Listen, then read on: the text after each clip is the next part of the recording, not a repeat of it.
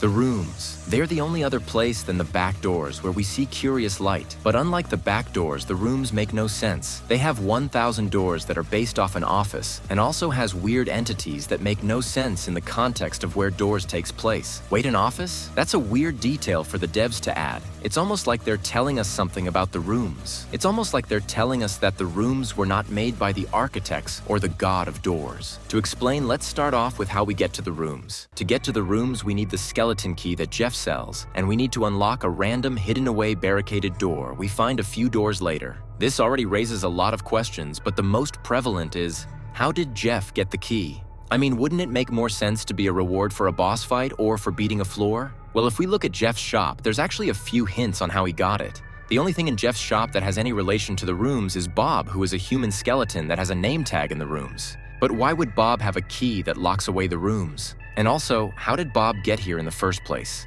The fact that he's a human skeleton implies that he didn't get to doors the way we did by dying first, but instead, he somehow got to doors while still alive.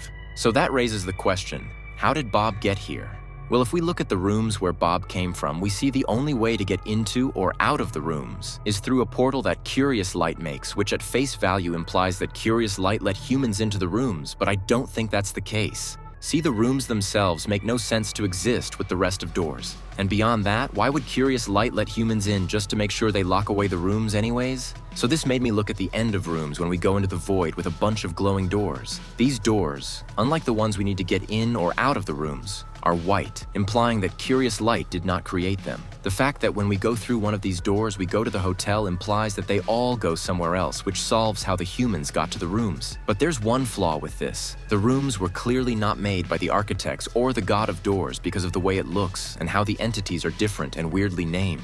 All of this leads to only one answer, that the humans made a portal to the rooms, and then through the rooms they were able to go to the hotel, which is how Bob got there. From my guess, the humans made a portal to try to go to the hotel or something like the back doors. But when they did, because they didn't get there naturally by dying, they accidentally generated a whole new floor that wasn't supposed to exist yet. Think about it. Each floor and doors is seemingly regressing in history. First we have the hotel from World War II, then the mines from the Industrial Revolution, and then a castle from the Renaissance or Middle Ages. So the office we see in the rooms would be a step after the hotel, implying that it is a newly created floor, but because of how the entities aren't fully formed yet and how the floor itself isn't as polished as the others, it implies that it was generated accidentally. So when the humans went through the dimensional portal, they saw it wasn't like the doors they wanted to go to. So when they got to the end of rooms, which for them would be door 1, they made a new portal that linked them to the hotel. After they got to the hotel, they would leave stuff that they brought around it, like flashlights or lighters, and would industrialize certain floors, like the mines, when they would add modern technology in certain rooms that we see in the minecart tracks or in the grumble nest. But you might be asking, why wouldn't Curious Light just stop them before they got to doors?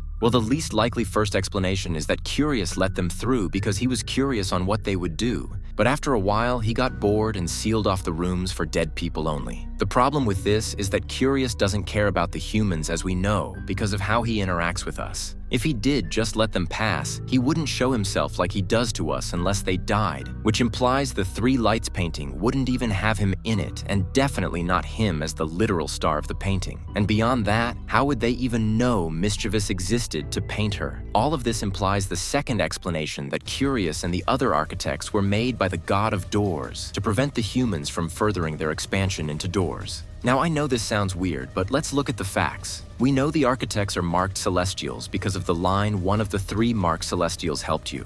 We also know that they all serve different roles that all would fit into the idea that they were preventing humans from entering doors. Think about it. Somehow when Guiding Light tells us the name of the entities, he says this is what you would call them. It would make no sense for him to say that, unless we had an idea of a name beforehand or if he made it up.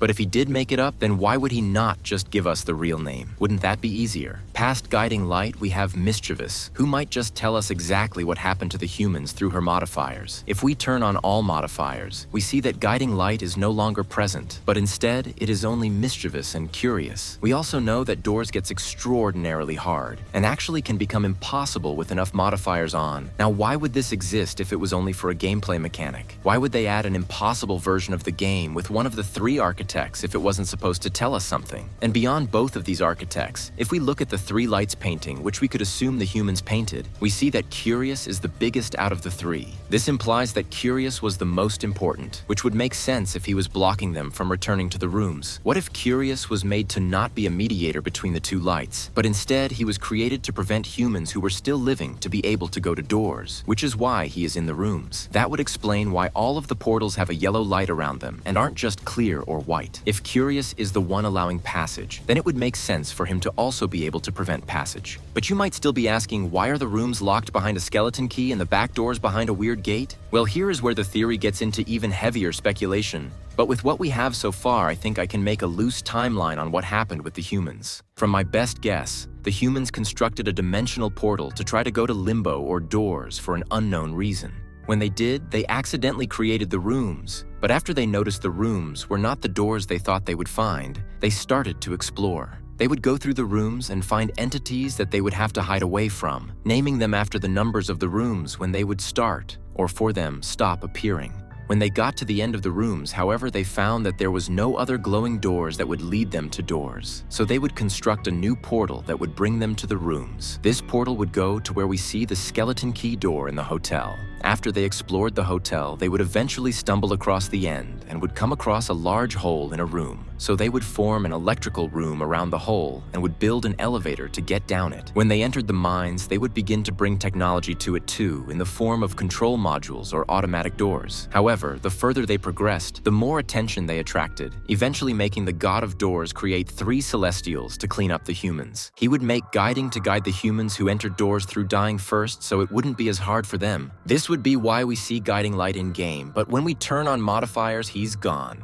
After he made guiding, he would make Curious, who would make sure no more humans could come in or out of doors by him sealing all of the dimensional portals going in or out of doors. This would be why we can enter through the rooms, but guiding light cannot. However, after the god of doors made Curious, he realized that the humans still weren't dying and continued to progress through doors. So he created mischievous light who would control the entities and would make them more powerful so they could easily kill the humans. After this, however, it seems like the god of doors just left, causing the celestials to run rampant. Guiding light still guiding the dead, Curious light, instead of sealing off all external dimensions, became curious if the dead humans could get through the longer and harder dimensions, even rewarding them with starlight when they complete them. And finally, mischievous light would give the dead humans a choice to empower the entities, causing mischief indoors. However, during all of this, it seemed like one living human remained named Bob, who instead of just dying to mischievous light, chose to live the rest of his days in Jeff's shop, and as a payment, forged a key that can be used to unlock the rooms that he came from, which he would give to Jeff to sell to passerbys like us. Bob, because he was human, however, would eventually die to natural causes. And because El Goblino wouldn't understand how human death works, he would think he's still living, which would explain why he talks about Bob doing stuff with him, but also talks about how Bob isn't moving. But you might be asking, where did the human bodies go? Well, watch this video to find out. Make sure to like and subscribe.